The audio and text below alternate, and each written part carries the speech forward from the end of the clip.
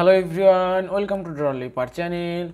In today's video, I am going to show you how to change language in your Samsung Galaxy A15 phone. Now the first thing you have to do is open your settings app.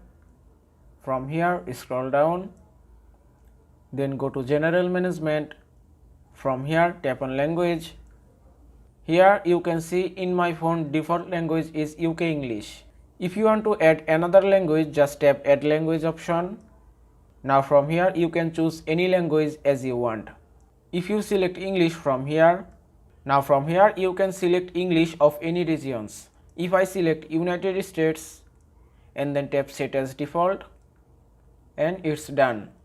Now you can see in my phone default language is United States English. If you want to select UK English again, just tap here and then tap on Apply, and it's done.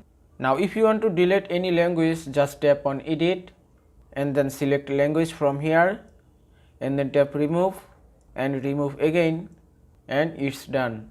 And that is how you can change language in your Samsung Galaxy A15 phone. I hope this video was helpful. If it was, please give it a thumbs up and don't forget to subscribe.